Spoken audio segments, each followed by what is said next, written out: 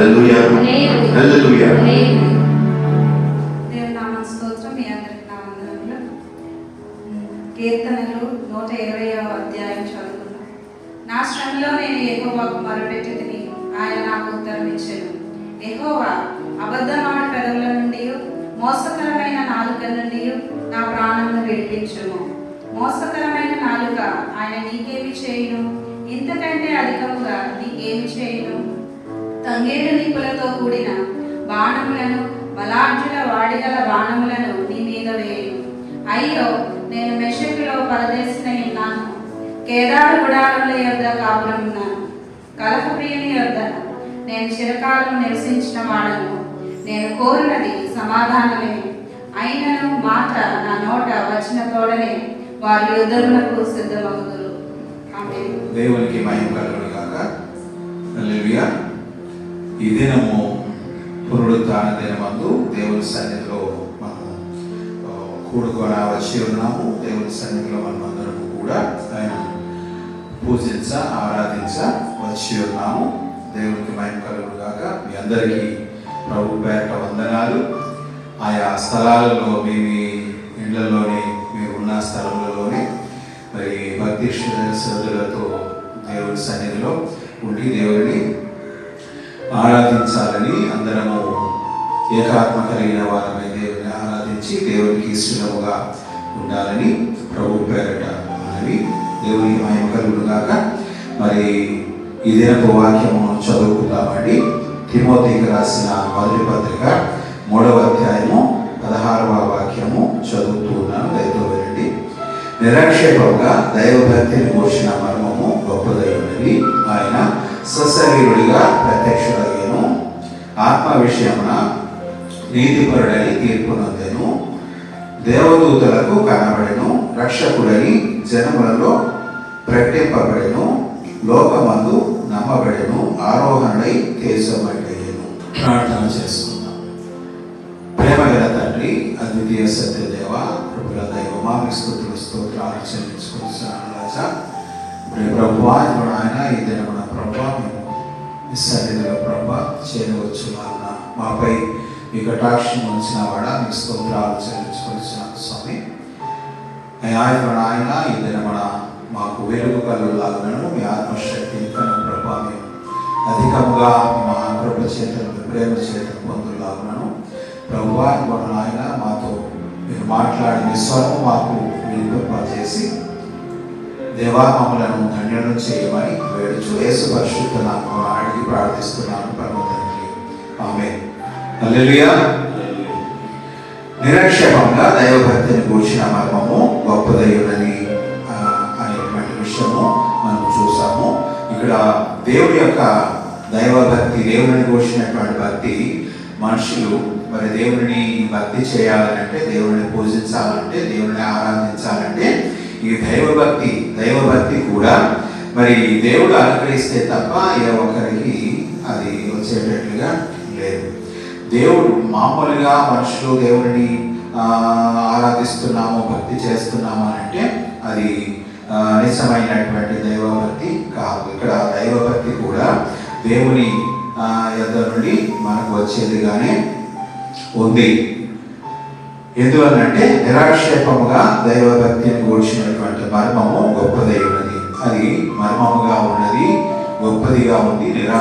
ఆక్షేపించడానికి మరి ఎటువంటి ఆధారాలు లేనిదిగా ఉంది. ఆక్షేపించలేనిది కాదు, కానీ అది నిజమైన భక్తి. దేవుని ఏ విధముగా ఆరాధించినట్లయితే మనము ఆయన అనుగ్రహాన్ని పొందుతాము, ఆయన యొక్క మరి కృపను పొందుతాము, ఆయన సన్నిధిలో నిత్యము ఉంటాము అనే దానిని గురించినటువంటి విషయము ఇక్కడ. అందువలన దైవభక్తి అనేది మరి మర్మముగా ఉన్నదిగా మనకు కనిపిస్తూ ఉంది. ఈ మర్మమైనటువంటి దైవభక్తిని మరి మనము చేయాలి అంటే ఏ విధంగా దేవుని ఆరాధించాలి అనేటువంటి విషయాన్ని గురించి యేసు ప్రభు స్వయముగా యోహాను సువార్తలో చెప్పడము జరిగింది. ఇక్కడ ఆయనే సశరీరుడిగా ప్రత్యక్షుడయ్యను అనేటువంటి మాట మనకు కనిపిస్తుందండి.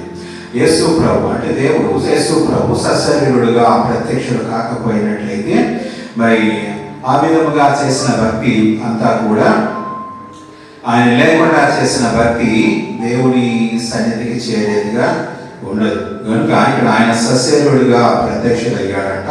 ఎందుకు ఆ విధంగా సశరీరుడిగా ప్రత్యక్షుడయ్యాడు అంటే, మనం శరీరంతో ఉన్నవారం కనుక, రక్త మాంసాలు కలిగిన వారం కనుక, మనలాగానే ఆయన మరి రక్త మాంసాలు కలిగిన వాడిగా మనలాగానే మనల్ని ప్రేమించి మన మధ్యకు వచ్చి సశరీరుడిగా వచ్చి మనకు ఆ దైవ భక్తిని కూర్చున్నటువంటి విశేషము మరి నేర్పించి బోధించాడు. హల్లెలూయా.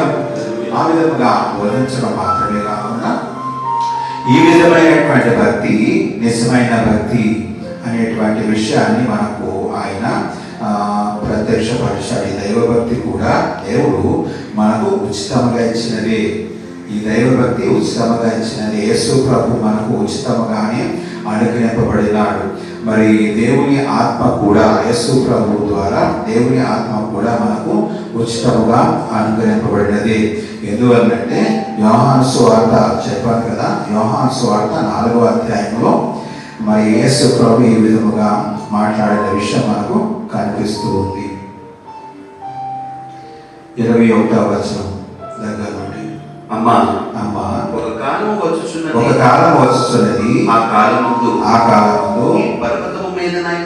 ఈ పర్వతము మీదనైనను యెరూషలేములోనైనను మీరు తండ్రిని ఆరాధింపరు. నా మాట నమ్మము. మీరు మీకు తెలియని దానిని ఆరాధించువారు, మేము మాకు తెలిసిన దానిని ఆరాధించేవారము. రక్షణ యూదులలో నుండి కలుగుతుంది. అంటే రక్షణ లేకుండా, రక్షింపబడకుండా, రక్షణ లేకుండా దేవుడిని భక్తి చేయలేము, దైవ భక్తిని చేయలేము, దేవుడిని ఆరాధించలేము. మనము చేసిన భక్తి దేవుని సన్నిధికి చేరవలసి ఉంది. అని అంటే రక్షణ పొందిన తర్వాత రక్షింపబడిన వారిని మనము దేవుడిని ఆరాధించేటప్పుడు, అంటే రక్షింపబడడం అనగా మనము విమోచింపబడము. ఈ విమోచన అనే కార్యము దేవుడు ఉచితంగానే మన పట్ల చేశాడు. అందుకే యేసయ్య తన శిష్యులతో చెప్పినది ఏమిటి అంటే, మీరు ఉచితంగా పొందితిరి, ఉచితంగా ఇవ్వండి అని. ఈ ఉచితంగా మనకు అనుగ్రహింపబడిందని యేసయ్యకు రాసిన గ్రంథంలో 1వ అధ్యాయంలో మనకు ఆ విషయము కనిపిస్తుంది. ఆ రక్షణ ఉచితంగా మనకు అనుగ్రహింపబడింది. ఆ రక్షణ ఇవ్వడానికి యేసయ్య సశరీరుడిగా మన మధ్యకు వచ్చి ఉన్నాడు. ఆయన మరి తన ప్రాణమును పెట్టడం ద్వారా, తాను మరి శిలువ మరణం నొందినంతగా తనను తాను అప్పగించుకోవటం ద్వారా మనలను విమోచించిన వాడు అయినాడు. ఆయనే మనలను విమోచిస్తే తప్ప మనము విమోచింపబడలేము. ఆయన రక్తము ద్వారానే, పరిశుద్ధమైనటువంటి రక్తము ద్వారానే మనము విమోచింపబడవలసి ఉంది. కనుక ఆయన సశరీరుడిగా వచ్చి శిలువ మరణం నొందినంతగా ఆయన తనను తాను అప్పగించుకొని మరి మనలను మరి ఆయన విమోచించాడు. శిలువ మరణంకు అప్పగించుకొని ఆయన తన ప్రాణముల సైతము మన నిమిత్తం పెట్టి ఆయన మనలను విమోచించాడు. అంటే ఆయన రక్తము మరి మన నిమిత్తమై దేవుని సన్నిధికి తీసుకొని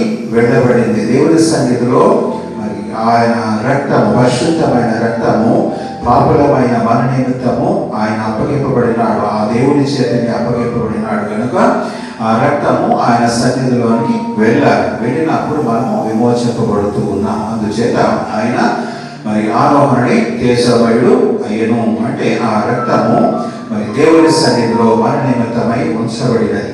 ప్రధాన యాజకుడు రక్తమును మరి ప్రత్యక్ష గుడారములోనికి, మందిరంలోనికి ఏ విధంగా తీసుకొని వెళ్ళాలో అలాగున ప్రధాన యాజకుడైన యేసయ్య స్వరక్తమును మన నిమిత్తమై ఇచ్చి ఆ రక్తమును, పరిశుద్ధమైన రక్తము తీసుకుని వెళ్ళాడు. ఆ విధంగా మనము విమోచింపబడినాం. ఆయన మన ప్రాణమును మన నిమిత్తం ఉచితముగా పెట్టాడు. ఆయన మన రక్తమును మన నిమిత్తమై ఉచితముగా ఇచ్చాడు. అంతేకాకుండా తండ్రి వాగ్దానము చేసినటువంటి ఆత్మను మనము యేసయ్య ద్వారా ఉచితముగానే పొందుతూ ఉన్నాం. యోహాను సువార్తలో చదువుతున్నాము, రక్షణ యూదులలో నుండి కలుగుచున్నది. 23వ వచనము, అయితే అయితే యథార్థముగా ఆరాధించువారు ఆత్మతోనూ సత్యముతోను తండ్రిని ఆరాధించు కాలము వచ్చుచున్నది. తండ్రిని ఆరాధించేటువంటి కాలము వస్తూ ఉంది. అది ఇప్పుడును వచ్చే ఉంది అంటే ఆయన సశరీరుడిగా మరి భూమి మీదకి వచ్చాడు కనుక ఆయన ద్వారానే మనము దేవుని ఆరాధించగలము గనుక, ఆయన విమోచిస్తే తప్ప దేవుని మనం ఆరాధించలేము గనుక ఆయన ఏం చేశాడంటే ఆ కాలము ఇప్పుడు వచ్చే ఉంది అంటే ఆయన సశరీరుడిగా భూమి మీద నిలిచి ఉన్నాడు. ఆయన తనను తాను అప్పగించుకుంటూ ఉన్నాడు. ఆయన మరి తన ప్రాణము సైతము పెట్టడానికి వచ్చాడు కనుక ఆ కాలం సమీపిస్తూ ఉన్నది కనుక ఇక్కడ మరి ఆ మాట ఇప్పుడు దేవుని ఆరాధించేటప్పుడు ఆత్మతోనూ చెప్పండి, ఆత్మతోనూ సత్యముతోనూ ఆరాధించే కాలం వస్తున్నది. అది ఇప్పుడును వచ్చే ఉన్నది. నన్ను ఆరాధించు వారు అట్టివారికి కావాలని, దేవుడిని ఆరాధించేవారు తండ్రిని ఆరాధించేవారు అట్టివారే కావాలను అంటే ఆత్మతోనూ సత్యముతోనూ ఆరాధించేవారు దేవునికి కావాలి. హల్లెలూయా. ఆత్మతోనూ సత్యంతో ఆరాధించేవారు కావాలి. ఆత్మతోనూ సత్యంతోనూ ఆరాధించకపోయినట్లయితే మరి ఆ ప్రార్థన, ఆ యొక్క ఆరాధన, ఆ యొక్క పూజ లేక ఆ యొక్క భక్తి దేవుని సన్నిధికి చేరదు. దేవుని సన్నిధికి మన భక్తి చేరితే తప్ప దేవుని చేత మనము మరి దేవునికి మనం ప్రత్యక్షపరచబడిన వారం కాము, దేవుని చేత మనం అంగీకరింపబడిన వారం కాదు. అంతేకాకుండా ఈ విధమైన భక్తి ద్వారా దేవునికి మనము పిల్లలముగా చేర్చబడడానికి దేవుని యొక్క మహాకృప మన మీద ఉంది. హల్లెలూయా. అందుచేత దేవునికి కుమారులుగాను కుమార్తెలుగా మనము చేర్చబడుతూ ఉన్నాం, పిలువబడుతూ ఉన్నాం. అందుచేత దేవుడు ఏం చేశాడంటే ఈ విధమైనటువంటి ఉచితమైన తన యొక్క కృపను మనకు ఇచ్చాడు. ఇంకా 24వ వచనము, దేవుడు ఆత్మ కనుక ఆయనను ఆరాధించువారు ఆత్మతోనూ సత్యముతోనూ ఆరాధించాలి. దేవుడు ఆత్మ అయి ఉన్నాడు. ఆత్మ అయిన దేవుడిని మనము చూడలేము. తండ్రిని దేవుడిని ఇంతవరకు చూసిన వాడు మనుషులు ఏ ఒక్కడున్న ఆయనను చూడలేదంట. అంతేకాకుండా తిమోథేయులకు రాసిన పత్రికలోని ఆయనను చూడలేదు, ఆయన స్వరం వినలేదు, ఆయనను మరి ఇక తరువాత కూడా చూడలేము అని రాయబడి ఉంది. సమీపించరాని తేజస్సులో ఆయన ఉన్నాడు. అటువంటి దేవుని మనము ఆరాధించాలి అని అంటే ఆత్మతోనూ సత్యముతోనూ ఆరాధించాలి. అందుచేతనే మరి ఆయన మహాకృప చేతనే ఆయన ఏం చేశాడు, ఆత్మను మనకు వాగ్దానం చేశాడు. తన ఆత్మను మనకు వాగ్దానం చేశాడు. ఆ వాగ్దానం చేయబడినటువంటి ఆత్మను మీరు పొందినంత వరకు, పై నుండి శక్తి పొందినంత వరకు, లూకాసు వార్త 24వ అధ్యాయము 48వ వచనం నుండి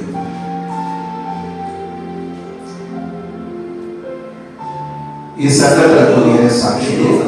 ఇదిగో నా తండ్రి వాగ్దానం చేసినది మీ మీదికి పంపుచున్నాను. నా తండ్రి వాగ్దానం చేసినది మీ మీదికి పంపుతూ ఉన్నాను. తండ్రి వాగ్దానం చేసినది ఏమిటి? ఆయన తన ఆత్మను అపొస్తలుల కార్యంలో మనకు అనిపిస్తుంది. వాగ్దానం చేసిన ఆత్మను మరి మీ మీదకి వస్తాడు అని చెప్పబడినది. ఆ విధంగా తండ్రి వాగ్దానం చేసినది మీ మీదకి పంపుచున్నాను. మీరు పై నుండి శక్తి పొందు వరకు పట్టణంలో నిలిచి, పై నుండి శక్తి పొందేంత వరకు పట్టణంలో నిలిచి ఉండండి. ఆత్మను పొందేంత వరకు మరి నిలిచి ఉండండి. ఆత్మను పొందనంత వరకు ఆయన మరి పునరుద్ధరణగా లేచిన తర్వాత కూడా, తన శిష్యులకు కనిపించి మాట్లాడిన తర్వాత కూడా శిష్యులు ఏం చేశారు? పేతురు ఏం చేశాడంటే నేను చేపలు పట్టుకోవడానికి వెళ్ళిపోతాను అన్నాడు. ఆయన పునరుద్ధరణ లేచిన తర్వాత కనిపించి మాట్లాడిన తర్వాత కూడా, తను తాను రుజువుపరుచుకున్న తర్వాత కూడా పేతురు ఏమన్నాడంటే నేను చేపలు పట్టుకోవడానికి వెళ్ళిపోతానంటే ఆయనతో పాటు ఉన్న మిగతా శిష్యులు కూడా మేము కూడా వస్తామని చెప్పి వీళ్ళందరూ చేపలు పట్టుకోవడానికి వెళ్ళారు. ఏమండి, అలాగే వెళ్ళిన తర్వాత మరి వారు రాత్రంతా వల వేశారు, చేపలు దొరకలేదు. అప్పుడు తెల్లవారుజామున ప్రభు వారికి ప్రత్యక్షుడై మరలా ఏమన్నాడు, మీరు కుడివైపున వల వేయండి, మీకు చేపలు దొరుకుతాయని చెప్పాడంటే అప్పుడు వారు వెళ్ళి వల వేశారు. మరి వారు గొప్ప చేపలను పట్టారు కదా. ఆ విధముగా వారు మరి అప్పటికి ఇంకా వారు ఆత్మశక్తి శక్తిని పొందలేదు కనుక, ఆత్మను పొందలేదు కనుక, పైనుండి శక్తిని పొందలేదు కనుక వారు ఇంకా మరి వారు అటు ఇటు ద్విమనస్కులలాగానే ఉన్నారన్నమాట. ద్విమనస్కులలాగానే ఉన్నారు. వారికి ఇంకా బలం సరిపోవడం లేదు. అందువలన మీరు పైనుండి శక్తి పొందేంత వరకు మీరు యెరూషలేములో ఉండాలని యేసయ్య వారికి ఆజ్ఞాపించినప్పుడు వారు వెళ్ళి మరి ఆ మేడగదిలో వారు ఉండి కనిపెడుతూ ఉన్నారు. ఆ తర్వాత పరిశుద్ధాత్మ శక్తిని పొందారు. ఆత్మను పొందిన తర్వాత వారు ఎక్కడ కూడా చెదిరిపోలేదు. వారు చివరకు తమ ప్రాణము సైతము మరి పెట్టేంతగా యేసయ్యకు సాక్షిగా ఉన్నారు. యేసయ్య మరి ఆయన వాక్యమై ఉన్నాడు. సత్యం అని అంటే దేవుని వాక్యము సత్యము, దేవుని వాక్యము సత్యము. ఏమండి, దేవుని వాక్యము సత్యము. ఆ వాక్యము లేకుండా దేవుడిని ఆరాధించలేము. ఆ వాక్యమే యేసయ్య ఉన్నాడు. యేసయ్య లేకుండా దేవుడిని ఆరాధించలేము. ఆత్మ లేకుండా దేవుడిని ఆరాధించలేము. కనుక ఆత్మతోనూ సత్యముతోనూ దేవుడిని ఆరాధించే కాలం వచ్చింది. ఇప్పటి నుండి దేవుడిని ఆత్మతోనూ సత్యంతో ఆరాధించాలి. ఎందుకు అని అంటే ప్రపంచం అంతటా కూడా మరి దేవుడిని ఆరాధించేవారు విస్తరించి ఉంటారు కనుక మరి ఆ విధంగా దేవుని ఆత్మతోనూ శక్తితోనూ దేవుడిని ఆరాధించాలి అని చెప్పాడు అనమాట యేసయ్య. ఎందుకనంటే ఆరాధించే ఆత్మతోనూ సత్యంతో ఆరాధించే కాలము ఈ కొండ మీద కానీ యెరూషలేములో కానీ దేవుని ఆరాధించారు. ప్రపంచం అంతటా ఈ కార్యము జరగవలసి ఉన్నది కనుక మరి సంఘము దేవుని ఆలయము అయి ఉన్నది కనుక ఎక్కడెక్కడ దేవుని సంఘము నిర్మించబడుతుందో అక్కడ ఇద్దరు లేక ముగ్గురు నా నామములో ఎక్కడ ఆరాధిస్తారో అక్కడ వారి మధ్య ఆయన ఉంటాడు. కాబట్టి ప్రపంచమంతటా విస్తరించినటువంటి సంఘము దేవుడిని భక్తి చేసేటప్పుడు ఆరాధించేటప్పుడు ఏ విధంగా యెరూషలేములోనే పరిగెత్తాలనేటువంటి ఆవశ్యకత లేదు. కనుక ఇక్కడ ఆత్మను మనకు ఉచితంగా ఇచ్చాడు. అంతేకాకుండా ఆయన సశరీరుడిగా వచ్చి మన నిమిత్తమై తన ప్రాణమును సైతం పెట్టాడు. తన రక్తము మన నిమిత్తం కార్చాడు. ఆయనే సత్యమై ఉన్నాడు. సత్యమైన ఆయన లేకుండా దేవుడిని మనం ఆరాధించలేము.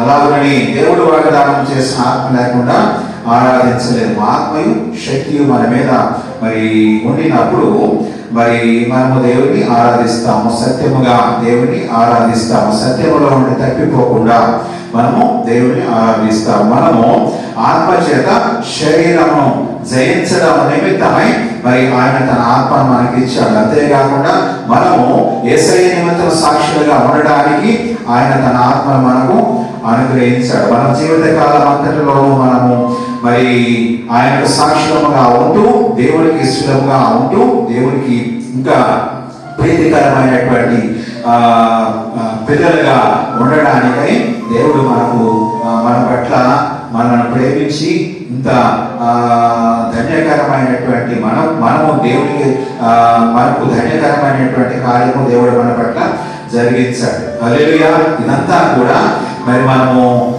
ఏ విధమైనటువంటి వెల పెట్టి సంపాదించుకోవలేదు, కానీ ఇదంతా దేవుడు మనల్ని ప్రేమించి మనకు ఉచితంగా ఇచ్చినదే. అందువలన ఈ విధముగా ఉచితంగా ఇచ్చినటువంటి దేవుడు తనను భక్తి చేయడానికి ఉచితంగా తన ఆత్మను మరి తన ప్రియకుమారుని మనకిచ్చి ఆయన రక్తము కార్చుట ద్వారా మనను విమోచించాడు. ఆయన రక్తంలో కడిగి మనను పరిశుద్ధులను చేశాడు. ఎందుచేతనంటే ఆయన పరిశుద్ధుడు కనుక ఆయనను ఆరాధించేవారు మరి పరిశుద్ధులుగా ఉండాలి. కనుక ఆయన మనలను విమోచించాడు. ఆ రక్తములో మనం కడగబడి పరిశుద్ధులము ఆయన పాపులుగా ఉండేటప్పుడు పాపుల ప్రార్థన ఆయన వినడు, పాపుల మనవి ఆయన వినడు.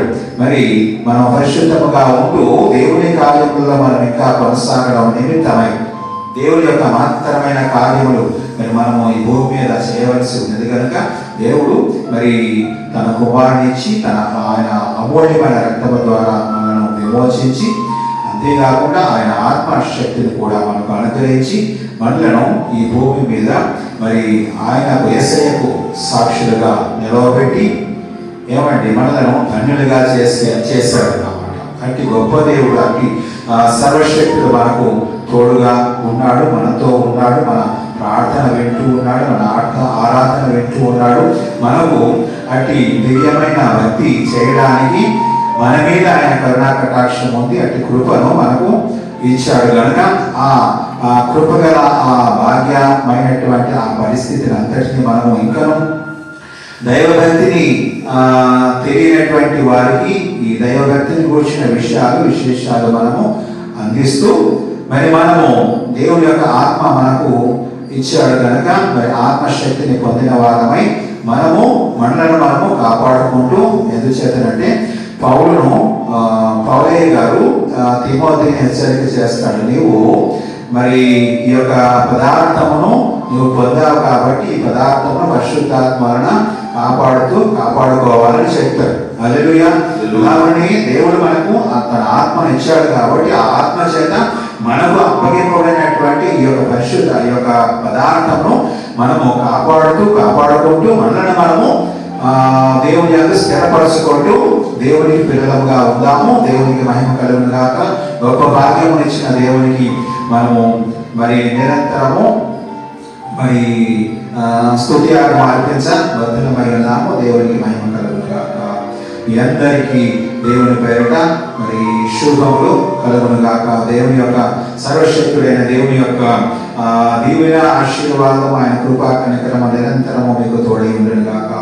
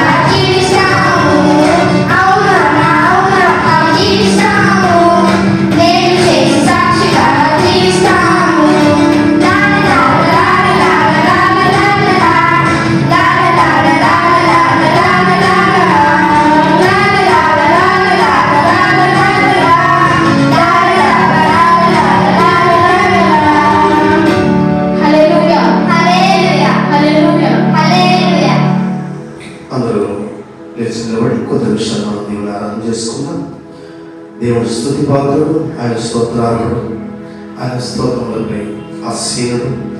మరి అటువంటి దేవుని మనం స్తోత్రాలు చేసుకున్నాం. హల్లెలూయా హల్లెలూయా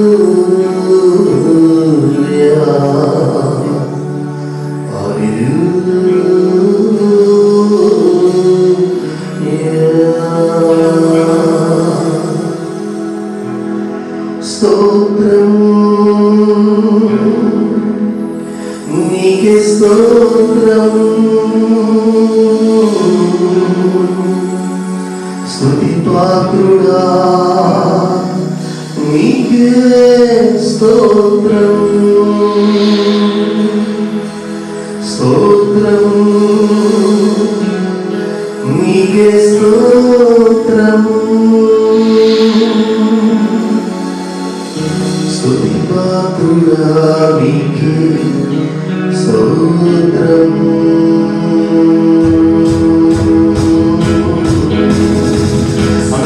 కొట్టి దేవుడు ఉత్సాహంగా సంతోషంగా మనం ఆరాధిద్దాం. ఎందుకంటే ఆయన స్తుతులకు పాత్రుడు, స్తోత్రములు.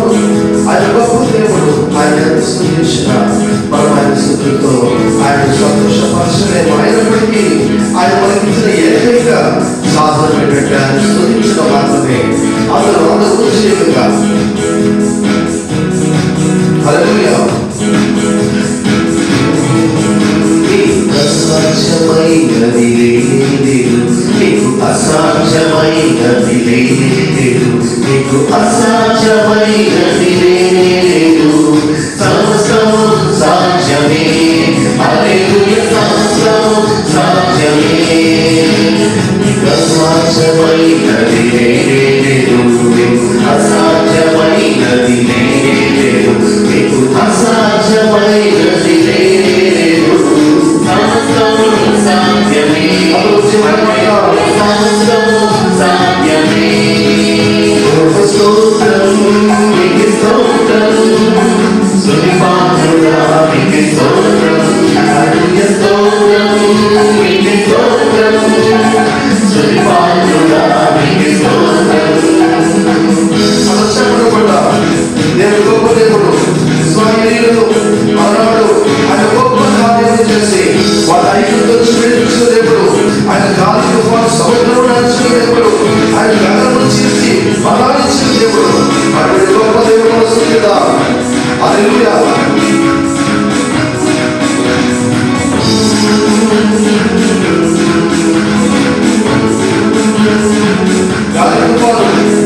గాలి తుఫాను సముద్రము నడిచిన దేవా, గొప్ప దేవా, గగనము చీల్చి మన్నాను పంపిన దేవా, గొప్ప దేవా.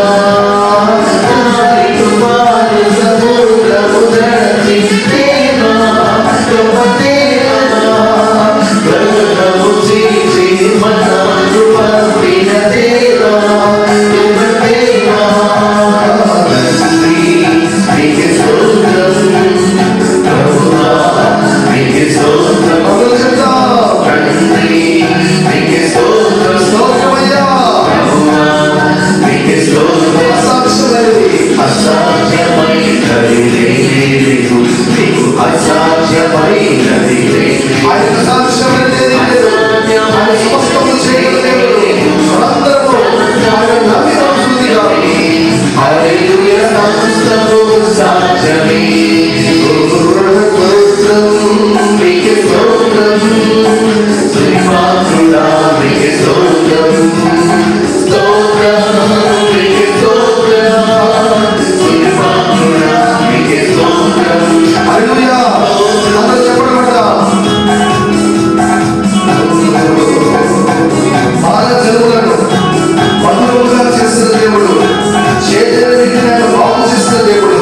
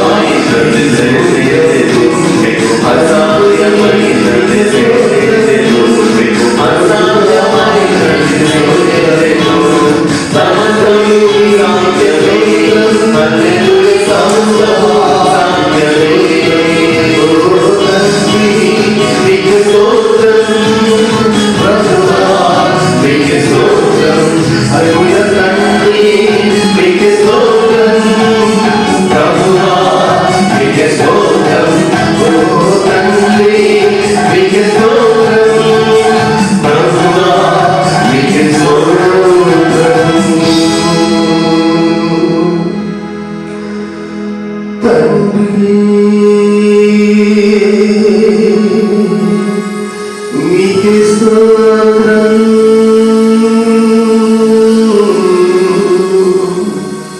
ప్రభువా, నీకే స్తోత్రం.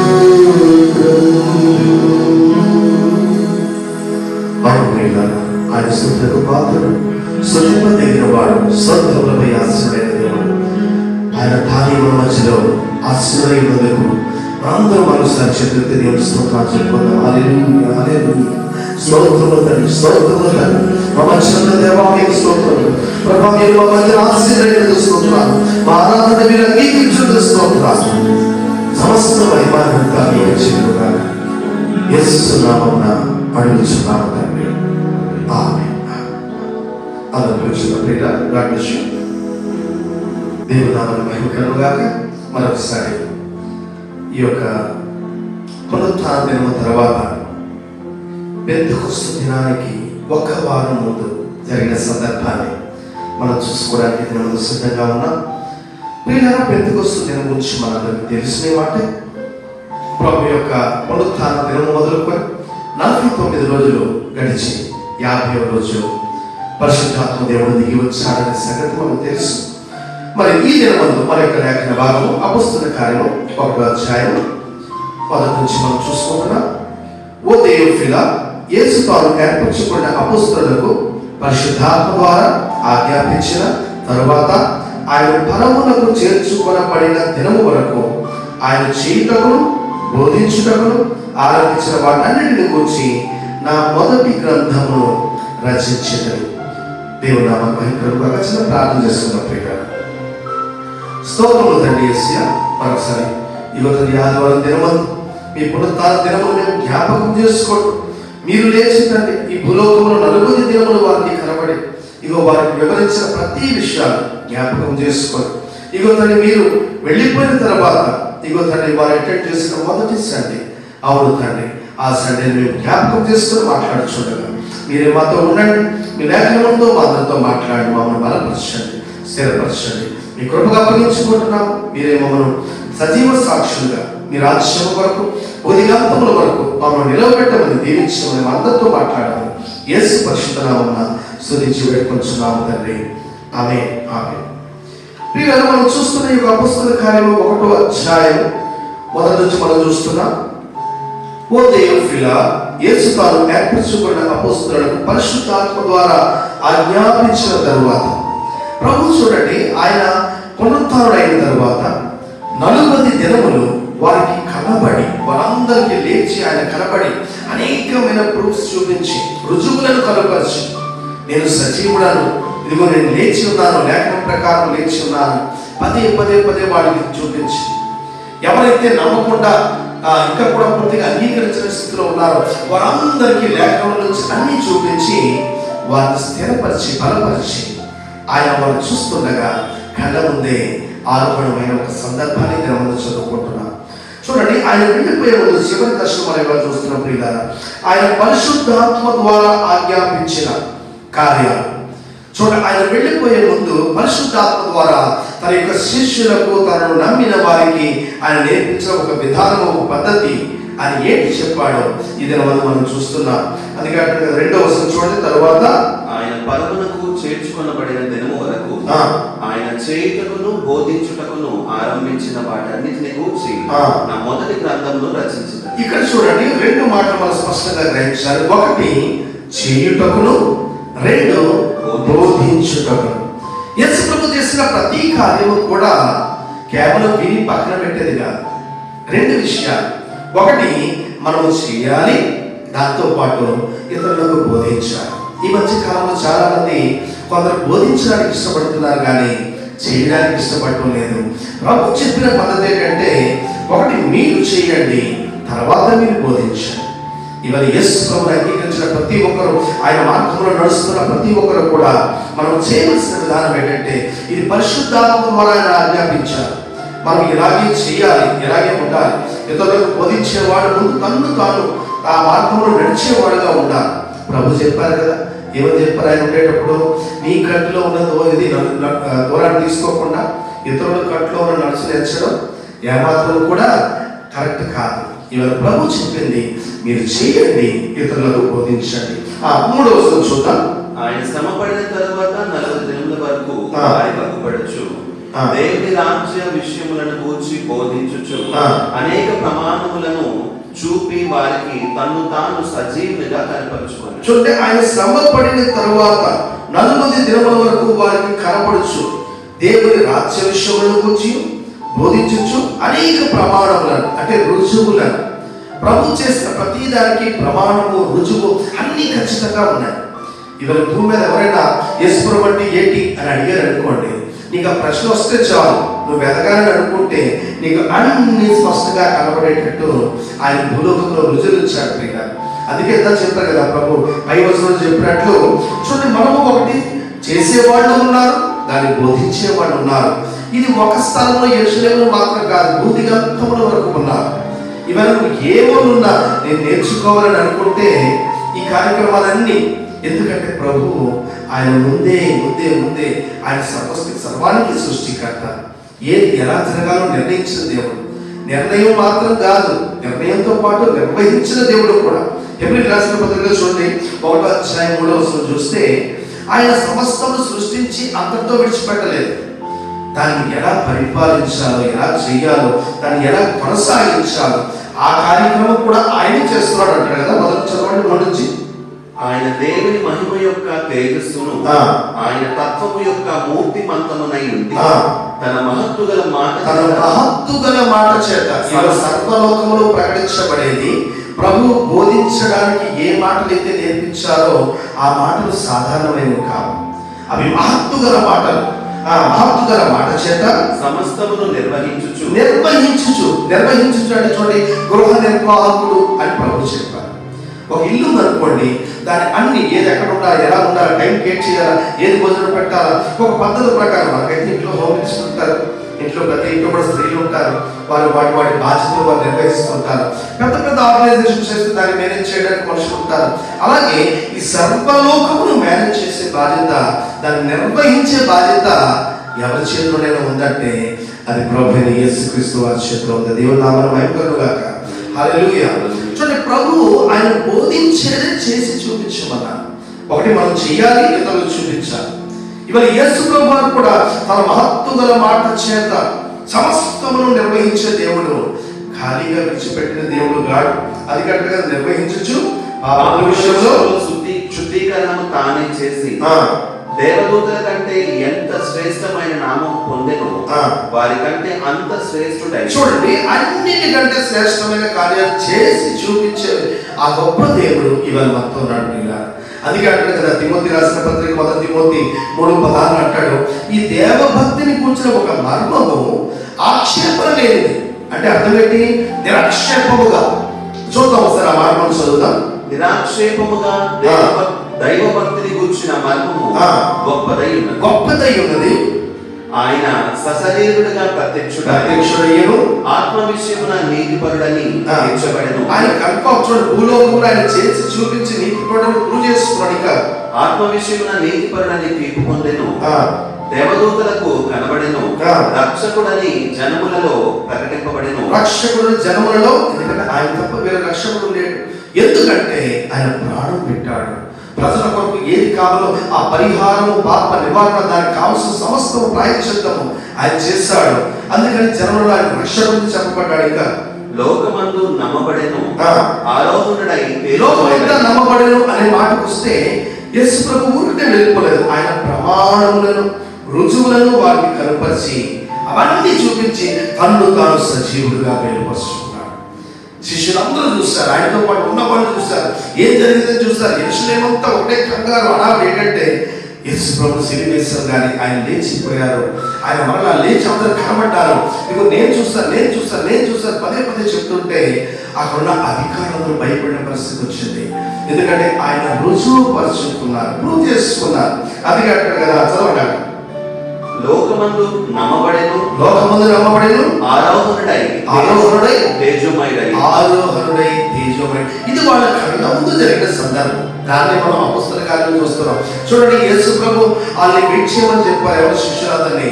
ఎక్కడ యెరూషలేములో వెయిట్ చేయమని చెప్పారు, పరిశుద్ధాత్మ శక్తిని పొందుకోమని చెప్పారు. దానికంటే ముందుగా ఒక్క వారం ముందు యేసు ప్రభు వెళ్ళిపోయిన తర్వాత వీళ్ళందరూ ఈ విషయాన్ని ఎలా మాట్లాడుకుంటున్నారు దాన్ని మరొకసారి మనం ఇవాళ ధ్యానిస్తున్న ప్రియులారా. అందుకే చూడ అపొస్తలుల కార్యం మనంతా చదివిన ఒకటిలోని ఇప్పుడు 4వ వచనం చూద్దాం. ఆయన వారిని కలుసుకొని ఇలాగూ ఆజ్ఞాపించారు, మీరు యెరూషలేము నుండి వెళ్ళక నా వలన వినిన తండ్రి యొక్క వాగ్దానము కొరకు కనిపెట్టుడి. యెరూషలేము నుండి వెళ్ళక నా వలన వినిన తండ్రి యొక్క వాగ్దానం కొరకు ముందే ప్రభు చెప్పారు, నేను మిమ్మల్ని అనాథలుగా విడవను, నేను వెళ్తున్నాను, నేను వెళ్ళిపోవటం మీకు ప్రయోజనకరము, నేను వెళ్తేనే ఆదరణకర్త మీ ఎదుకు వస్తాడు, సత్యస్వరూప ఆత్మ మీ ఎదుకు వస్తాడు, మిమ్మల్ని సర్వ సత్యములో నడిపిస్తాడు. ఇవి ఆయన కొరకు మీరు కనిపెట్టండి. ఆ పరిశుద్ధాత్మ దేవుడు మీ మీద దిగి రావాలి అని ఆయన ఉన్నప్పుడే. చూడండి యోహాను సువార్తలో 14వ అధ్యాయం చూసినా 15-16 చూసినా సరే చూడండి 14-16 సంవత్సరాలు చూడండి. నేను తండ్రిని వేడుకొందును, మీ యొద్ద ఎల్లప్పుడూ ఉండుటకై ఆయన వేరొక ఆదరణకర్తను. ఆదరణకర్త అంటే ఎవరు? ఆయన ఉత్తరవాదంట. ఆయన మన బాధ్యత తీసుకొని ప్రతిదానికి అవును ఇలా చేయాలి, ఇలా చేయాలి, ఇలా చేయాలి, ఒక మంచి గృహ నిర్వాహకుడుగా వేరొక ఆదరణకర్తను పంపుదను, అనగా సత్యస్వరూపియగు ఆత్మను అనుగ్రహించు. సత్యస్వరూపియగు ఆత్మ.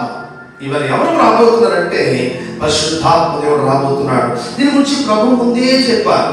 అదిగా అపొస్తలులు అంటారు కదా, మీరు ఏం చేయాలంట, మీరు ఈ యెరూషలేమును విడిచి వెళ్ళిపోకుండా ఇక్కడ మీరు ఏం చేయండి, కనిపెట్టండి. ఆయన వారిని కలుసుకొని ఇలా ఆజ్ఞాపించిన 4వ వచనం, యెరూషలేము నుండి వెళ్ళక నా వలన వినిన తండ్రి యొక్క వాగ్దానం కొరకు కనిపెట్టుడి. యేసు ప్రభు ముందే చెప్పారు ఇలా జరగాలి, ఆ వాగ్దానం కొరకు మీరు కనిపెట్టండి. ఇంకా యోహాను నీళ్లతో బాప్తిస్మం ఇచ్చెను గాని కొద్ది దినములలోగా మీరు పరిశుద్ధాత్మలో బాప్తిస్మము పొందెదరు. యోహాను నీళ్లలో బాప్తిస్మం ఇచ్చెను గాని కొద్ది దినములలోగా మీరు పరిశుద్ధాత్మ. యోహాను ఇచ్చిన బాప్తిస్మము వాళ్ళు పొందుకున్న వాళ్ళు ఉన్నారు, తర్వాత ప్రభు దగ్గరికి వచ్చారు, అది మనకు తెలిసిన విషయం. మరి కొద్ది దినములలో మత్తయి సువార్త 3:11 చూస్తే యోహాను బాప్తిస్మం చూడొచ్చు. వారు మనసు నిమిత్తము నేను నీళ్లలో లేక నీళ్లతో మీకు బాప్తిస్మం ఇచ్చుచున్నాను, అయితే నా వెనుక వచ్చుచున్న వాడు నాకంటే శక్తిమంతుడు, ఆయన చెప్పులు మోయిటకైనను నేను పాత్రులను కాను, ఆయన పరిశుద్ధాత్మలోను అగ్నితోను మీకు బాప్తిస్మం ఇచ్చు. ఆయన పరిశుద్ధాత్మలోను అగ్నితోను మీకు బాప్తిస్మం ఇచ్చు. చూడండి, అగ్నితో పరిశుద్ధాత్మతో బాప్తిస్మం ఇచ్చే ఒకరు ఉన్నారు. ఆయన ఎవరంటే యేసు ప్రభు చేసిన వాగ్దానాన్ని బట్టి రాబోయే పరిశుద్ధాత్ముడు. ఇవాళ ప్రభు చెప్పారు, ఇలా కనిపెట్టండి, మీ మీదకి అగ్ని దిగి వస్తుంది. మామూలు నీళ్ళతో తీసుకున్న బాప్తిస్మం ఒకటి, ఇది మనందరికీ తెలిసిందే. అగ్నితో తీసుకోవాల్సిన బాప్తిస్మం మరొకటి ఉంది. అదేంటి అంటే అది ప్రత్యేకమైంది. ఎలా ప్రత్యేకమైంది? నీళ్ళ బాప్తిస్మం మనం పాస్టర్ గారి ద్వారా తీసుకోవచ్చు. నేను అంగీకరించాను నోటితో చెప్తే పాస్టర్ గారు మీ మాటని గౌరవించి మీరు నమ్మారని చెప్పి నమ్మి మీకు బాప్తిస్మం ఇస్తారు. కానీ పరిశుద్ధాత్మ బాప్తిస్మం అనేది నీ అంతరంగాన్ని పరిశోధించి, లోపలి దాన్ని పరిశోధించి, అవును ఈ మనిషి తగిన వాడే, నిజంగా నన్ను వెంబడించేవాడే అని పైన దేవుడు తానే ఇష్టపడి ఇచ్చేది ఈ యొక్క పరిశుద్ధాత్మ బాప్తిస్మం గారు.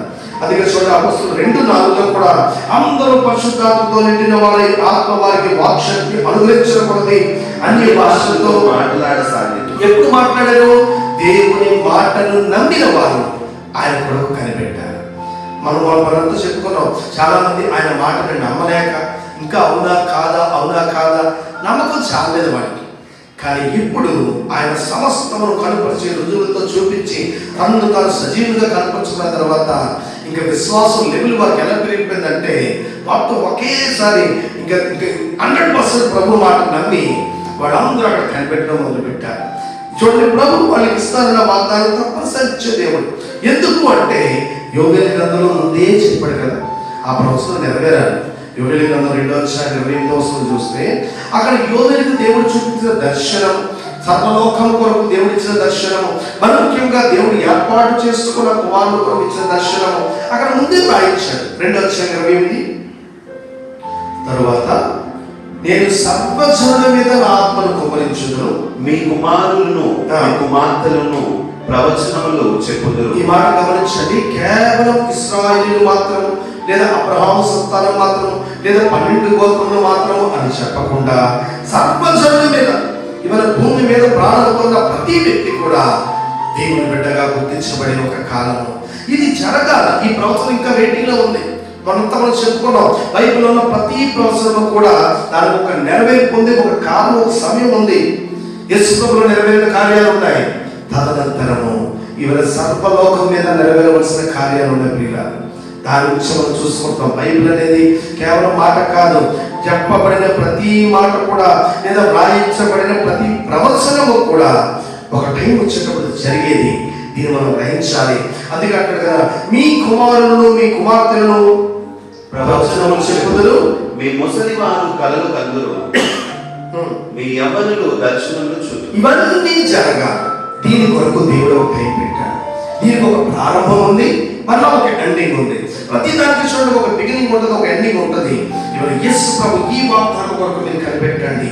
తండ్రి చేసిన వాగ్దానం, అబద్ధమాడటకు ఆయన నరుడు కాడు, చెప్పాడంటే చేసే దేవుడు. హల్లెలూయా, హల్లెలూయా. అందుకే చూడండి, ఈవెన్ అప్పుడు మాత్రమే కాదు, మన పేతురు కాలంలో కూడా మనం చూస్తే, ఏ పేతురు అయితే ఈ యొక్క పరిశుద్ధాత్మను పొందుకున్నాడో, మరలా మనకు అక్కడ 11వ అధ్యాయం అపొస్తలుల కార్యం 16వ వచనంలో చూస్తే, 11వ అధ్యాయంలో కనబడతారు. కొర్నేలి గారి కుటుంబం ఆయనతో పాటు దేవుని మాటలను నమ్మి వచ్చి అక్కడ కూర్చుని పేతురు చెప్తున్న వాగ్దానాలు, లేకపోతే పేతురు చెప్పిన మాటలు, దేవుని మాటలు, రక్షణను కూర్చున్న మాటలు వింటున్న వారి మీదకి ఏంటి దిగిందంట?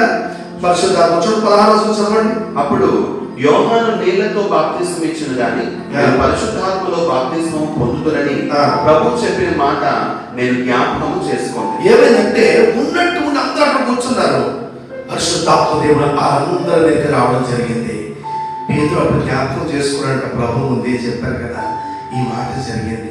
అవును ప్రియులారా, దేవుని మాటను నువ్వు నమ్మగలిగితే గొప్ప అద్భుతం చూస్తావు, గొప్ప కార్యం చూస్తావు, గొప్ప శక్తి పొందుకుంటావు. దీని కొరకే వాళ్ళు కనిపెట్టడం మొదలు పెట్టారు. అపొస్తలుల కార్యంలో ప్రభు చెప్పారు కదా, 5వ వచనంలో ఏం చెప్పారు?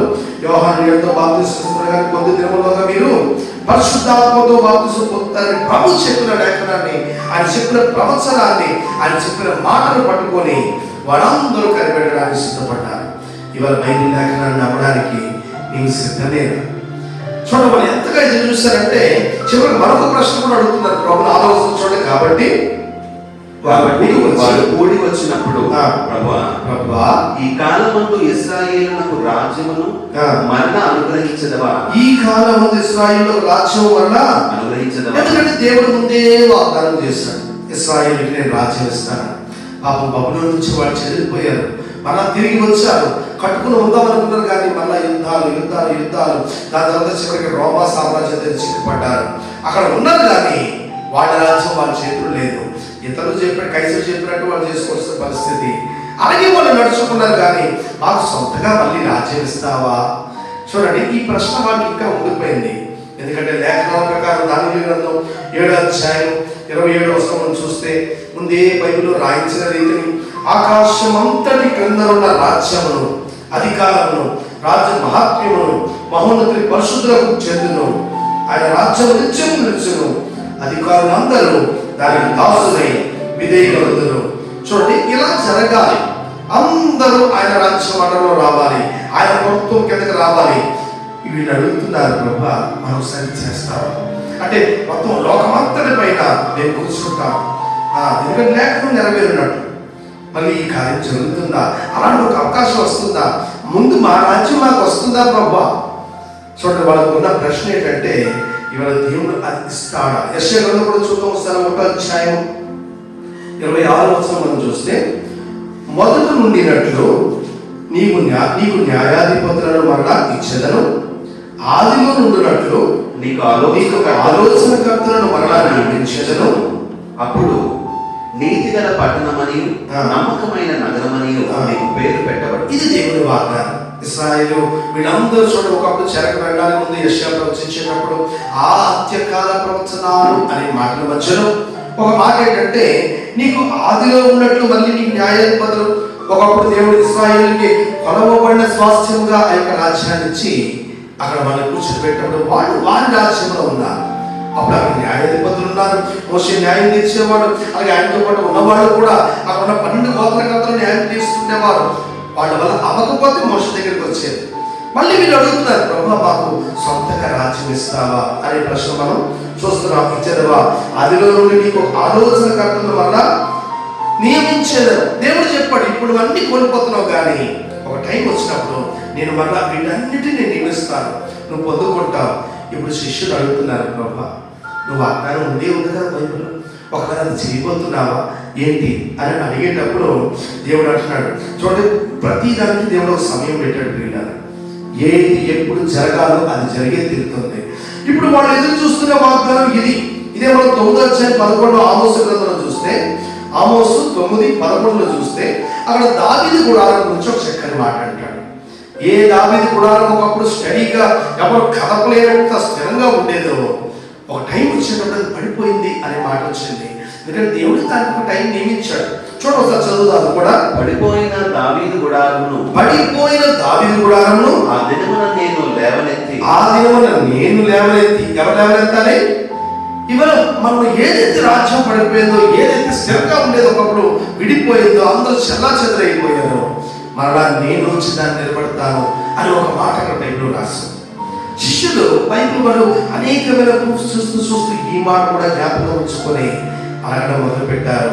ప్రభా ఇది చేస్తావా అంటే, ఎందుకు పాత ప్రవచనాలను బట్టి వాళ్ళు అడగవలసిన పరిస్థితి వచ్చింది.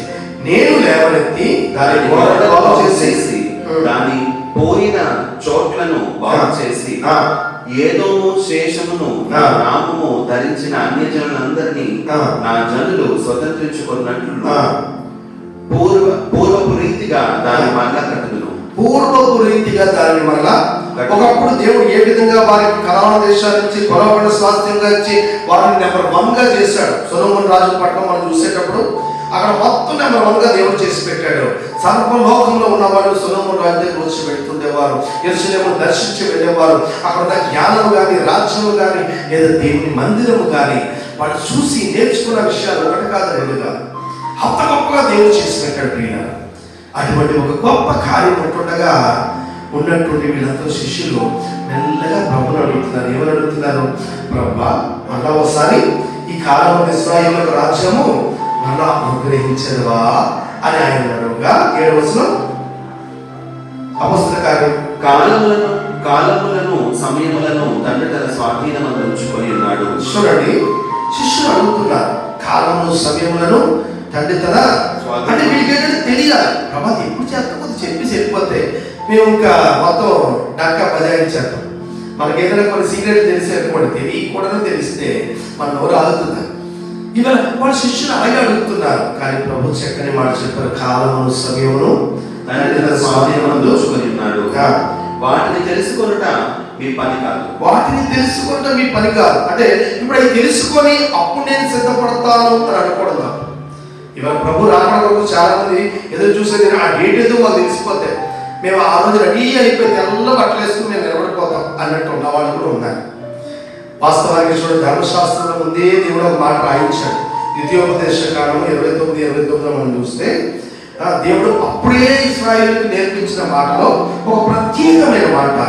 ఈ మాట ఏం చెప్తుందో మనం ఒకసారి చూడండి ప్రియులారా. 29 ద్వితీయోపదేశ కాండం. రహస్యములు మన దేవుడైన యెహోవాకు చెందును. చూడండి, దేవుడు కొన్ని రహస్యంగా ఉంచుతాడు. వీటికి ఏంటి తెలియాలి? కాలము సమయం తెలిస్తే ఎగ్జాక్ట్లీ డేట్ బాగా కుదిరట్టు మొత్తం నేను చెప్పేద్దాం అని అనుకుంటున్నారు. కానీ ద్వితీయోపదేశ కాండంలో రాయబడిన లేఖనము నెరవేరునట్లు దేవుడు కొన్ని చేస్తుంటాడు, దాన్ని మనం గ్రహించాలి. ఇవన్నీ రహస్యమని మన దేవుడిని యెహోవాకు చెందును.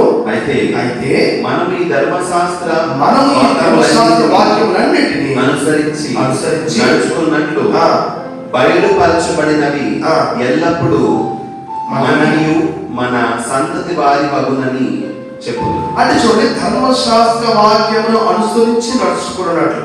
ఇవన్నీ వాక్యము చదివి దాన్ని అనుసరించి నడుచుకొని చూడగా నీ తరములో లేదా ప్రత్యేకంగా నీ యొక్క జీవితంలో దేవుడు ఏదో ఒక అద్భుతం చేసి కొన్ని ప్రవచనాలు నీ విషయంలో నెరవేరుస్తాడు. నీ కళ్ళ ముందు కొన్ని ప్రవచనాలు దేవుడు నెరవేరుస్తాడు. ఏదైతే నువ్వు దాన్ని పొందుకుంటావో అవి నీవి, నీ పిల్లలు దాన్ని బోధించుకోవచ్చు. మరికొన్ని ప్రవచనాలు భద్రంగా ఉంటాయి. ఎందుకంటే దానికంటూ దేవుడు వేరే సమయాన్ని నియమించాడు. చూడండి, మనం లేఖనాలు మనం చదివేటప్పుడు ప్రతి లేఖనానికి నెరవేర్పుంది. పదే పదే అదే చెప్తుంటారు మీకు. ఈ లేఖనానికి ఒక టైం పెట్టాడు దేవుడు. ఆ టైం ఎప్పుడు ఏది అనేది అది ఆయన చేతిలో ఉంది. దేవుడు నామమున మహిమ కలుగును గాక. మరి మనం చేయవలసిందేంటి? యేసుప్రభు ముందే చెప్పారు, నేను చెప్పిన మాటలు మీరు ఏం చేయండి?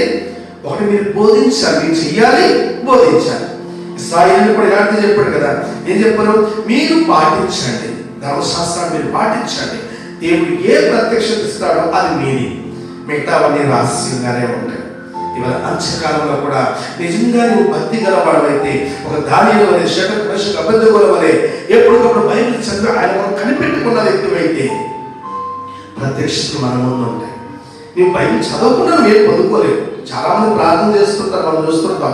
ప్రార్థన చేస్తారు కానీ వాక్యం చదవకుండా ప్రార్థన చేస్తుంటారు. ఆయన చిత్తానుసారమైన ప్రార్థన చేయలేరు.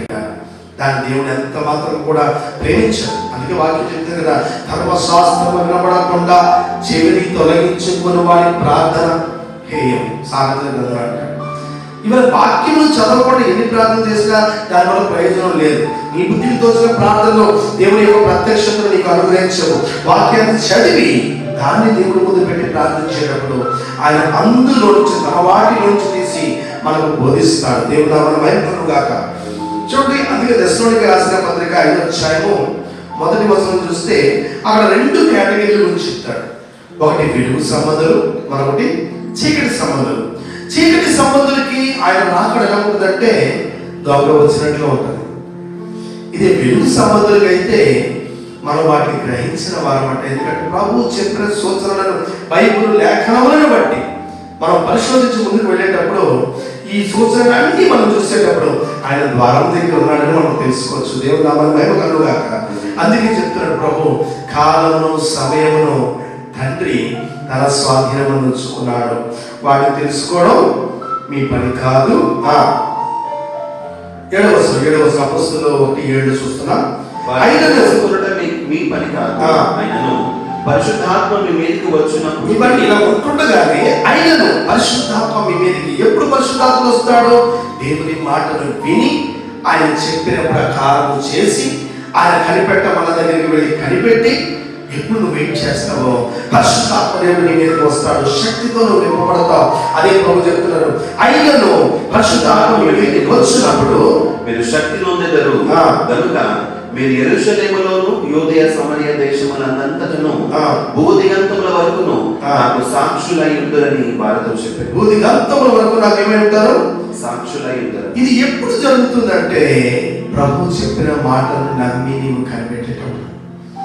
ఇవాళ మనం చూస్తున్న ఈ యొక్క అంతిమ వారము. ఏది అంతిమ వారము? మనం తెలుసు 7 ఏళ్ళు 49. 7 ఏళ్ళు 49. ఈ 6వ వారం అనేది చాలా ప్రాముఖ్యమైనది. ఈ యొక్క 6వ వారం అయిపోతే నెక్స్ట్ డైరెక్ట్ మనం 49 జరిగినట్టు మనం రెండో వెళ్ళిపోతాం. పరిశుద్ధాత్మ దేవుడు దేవుని సందర్భంలో పెడతాం. చూడండి, ఎవరెవరు ఈ మాటలు ప్రభు మాటలు నమ్మారో దాన్ని పాటించడానికి వాళ్ళు ప్రయత్నించాలి. నమ్మి అంత బాగుంది అని మనం కూర్చోలేదు.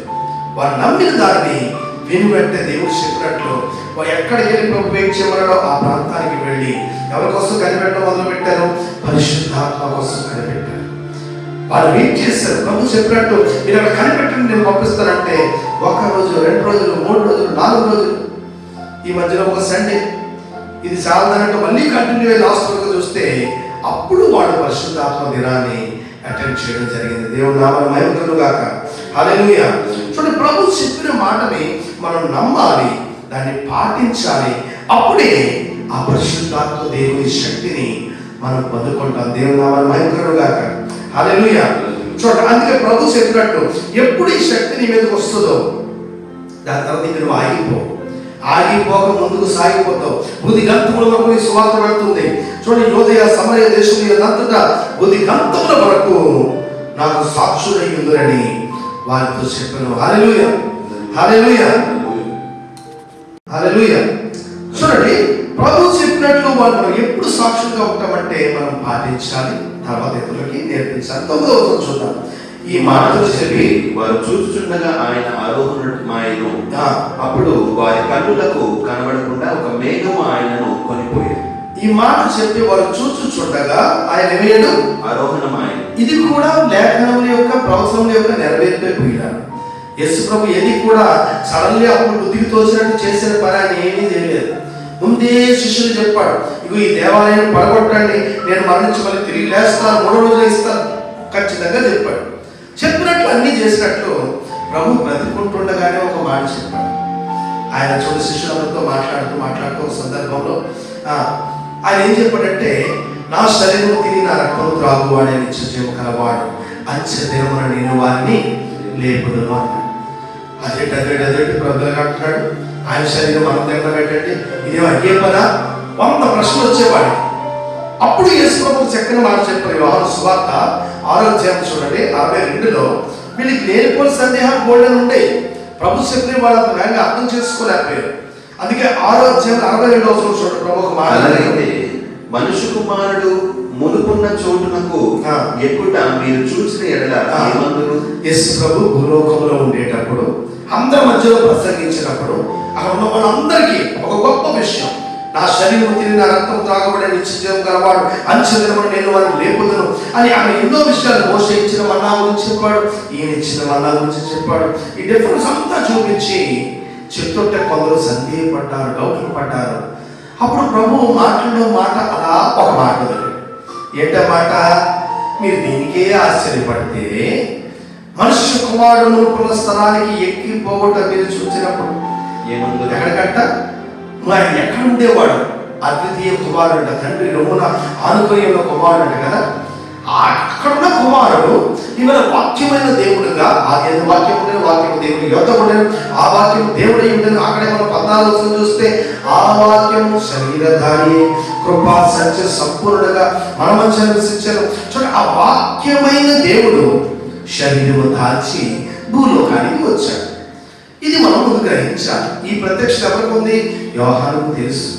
యేసు ప్రేమించిన శిష్యుడు కదా, ఆయనకు తెలుసు ఈయన ఎక్కడి నుంచి వచ్చాడు. అందుకే ఆయన తన యొక్క గ్రంథంలో బిగినింగ్ ఎక్కడ రాస్తాడంటే, వాక్యమైన దేవుడు శరీరధారి ఇచ్చాడు.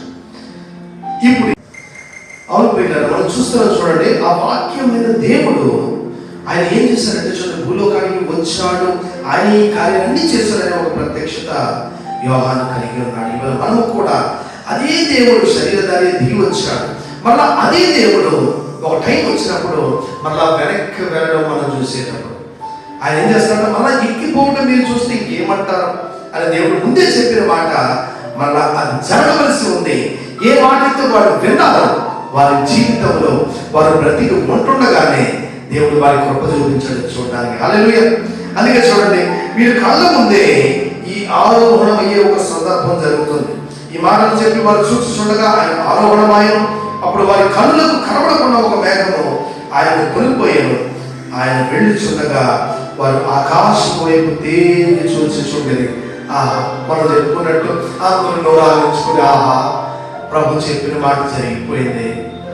ఇవాళ మనం నమ్మితే మన జీవితంలో కూడా ఈ కార్యాలు జరగడం మనం చూడొచ్చు. యేసు ప్రభు మాట చెప్పిన ప్రతి మాట కూడా ఇది అందుకు నెరవేర్పు ఉంది. ఈ నెరవేర్పు కోసం మనం కనిపెడితే మనం తప్పకుండా ఆ ఆశీర్వాదం పొందుకుంటాం.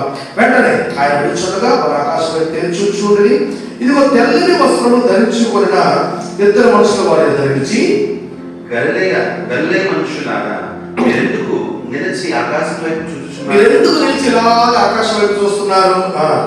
మీ వద్ద నుండి పరలోకమునకు చేర్చుకొనబడిన యేసు ప్రభు ఎక్కడికి వెళ్ళారంట? మీ వద్ద నుండి పరలోకమునకు చేర్చబడిన యేసు. యేసు ప్రభు ఎక్కడికి వెళ్తున్నారు? ఆకాశం అంటే ఇలా వెళ్ళిపోయి ఎక్కడికో వెళ్ళిపోయారని ఆ డౌట్ అక్కర్లేదు. ఆ తెల్లని వస్త్రం ధరించిన 2 ప్రత్యక్షమే వాళ్ళు చెప్పిన మాట ఏంటంటే, మీ వద్ద నుండి పరలోకమునకు చేర్చుకొనబడిన ఈ యేసే. అంటే చూడండి, యేసు ప్రభు ఎక్కడి నుంచి వచ్చారని అర్థం? ఆయన పై నుంచి కిందకు వచ్చారు. ఆయన పైన ఉన్నవాడు. ఆయన వస్తే తప్ప మనం పైకి వెళ్ళలేము. ఆయనే మార్గం, ఆయనే సత్యం, ఆయనే జీవం. ఆయన ద్వారా తప్ప తండ్రి ఎవడు? ఇది ముందే చెప్పారు ప్రభు. ఇవాళ పరలోకం వెళ్ళాలంటే, స్వర్గం వెళ్ళాలంటే, దేవుడి దగ్గర వెళ్ళాలి, మోక్షానికి వెళ్ళాలంటే ఏకైక మార్గం ప్రభువే యేసుక్రీస్తు వారు. హల్లెలూయా. అందుకే చూడండి, ఆయన ఖచ్చితంగా చెప్పారు, పరలోకములకు వెళ్ళడం మీరు చూచిద్దురు, చేర్చుకొనబడిన యేసే ఏ రీతిగా పరలోకమునకు పరలోకమునకు వెళ్ళుట మీరు చూచితిరో ఆ రీతిగానే ఆయన తిరిగి వచ్చునని వారితో ఆ రీతిగానే ఆయన తిరిగి వచ్చును. దేవుని నామమున మహిమ కలుగుగాక. హల్లెలూయా. చూడండి, ప్రభువు భూలోకంలో చెప్పినవన్నీ చేసి చూపించి ఆయన పరలోకానికి వెళ్ళి మరలా ఎలా వెళ్ళారో అలాగే నేను తిరిగి వస్తాను అని ఇవాళ ప్రమాణం చేస్తున్నాను. ఇవాళ ఈ మాటలు నమ్మగలిగితే ఆయన మరలా తిరిగి వచ్చినప్పుడు నా శరీరం ఉంది, నా రక్తం త్రాగవాడే నిత్యజీవం కలవాడు, అంచెదినమున నేను వారిని లేపుదును. ఒకవేళ నీ బ్రతుకుంటే ఎత్తబడే ఒక అవకాశం లేదా నువ్వు ఆల్రెడీ ప్రభువును నిద్రించి ఉంటే నేను సమాధిలో నుండి పిలిచి లేపి ఆయన మరలా ఆయన తీసుకుంటాడు. ఇవాళ ఈ లేఖనాన్ని నమ్మగలిగితే భూలోకం అంతా కూడా ఆయన మాటను బట్టి జరుగుతుంది. ఆయన మాటను బట్టి సమస్తము నిర్వహించబడుతుంది. ఆయన చెప్పిన మాటే జరుగుతుంది. ఇది తప్పికేది లేదు. ఇవాళ ఈ సత్యాన్ని తెలుసుకోగలిగితే మోక్షానికి మార్గము ప్రభుని యేసుక్రీస్తే. దయచేసి ఈ మాటలు గ్రహించి ఆయన చూపించిన ప్రతి మాటను సజీవ సాక్షులు చెప్పాలంటే ఐ విట్నెస్ వాళ్ళందరూ మనమందరూ వాళ్ళు ఉన్నారు, చూశారు, చేశారు, పాటించారు, పొందుకున్నారు. ఇవాళ వాళ్ళందరూ మన కొరకు ఉంచిన ఈ యొక్క పరిశుద్ధ గ్రంథం మన చేతికిచ్చి వెళ్ళారు. ఎందరూ నమ్మి ఇవాళ ప్రభుని యేసుక్రీస్తుని అంగీకరిస్తున్నారు వాళ్ళందరూ కూడా మోక్షానికి చేరుతారు. ఇవాళ నీవు నీ కుటుంబం ఇది అంగీకరించగలిగితే ప్రభుని యేసుక్రీస్తుని నీ సొంత రక్షకునిగా నీవు చేర్చుకోగలిగితే ఆ పరలోకానికి ద్వారము ఆయన నీ కొరకు తెరిచి ఉంచాడు. ఆమె వాళ్ళందరూ నాతో పాటు ఏకీపించి కళ్ళు మూసుకొని ఏకీపిస్తే ప్రార్థన చేస్తాను. అందరూ కళ్ళు మూసుకొని ఏకీపించండి, ప్రార్థన చేసుకున్నాం. స్తోత్రములు తండ్రి, పరిశుద్ధుడైన దేవా, కృపగల దేవుడు, దయగల తండ్రి నాయన. అవును తండ్రి, ఈ మానవాళిని ప్రేమించి భూలోకానికి వచ్చి ప్రభు తండ్రి రక్త మాంసంలో పారివాడము ప్రతి మాటను వారికి బోధించి ఏది మేము చేయాలో దాన్ని నేర్పించి ప్రభు దాన్ని పాటించి ఇతరులకు కూడా తెలియచేయండి. ఇదిగో నేను మీ మధ్య చెప్పినవన్నీ నేను చేసి చూపించాను.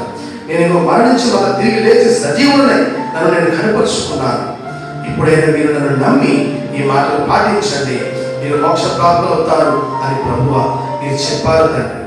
ఆ మాటను విశ్వసించిన వారందరూ ఇగో దాని పరిశుద్ధాత్మ శక్తిని పొందుకొని ఈ దిన ముందు బుద్ధిగంతుల వరకు సాక్షులై ఉంటుండగా ప్రభు మేము కూడా మీ మాటలు నమ్ముచున్నాం.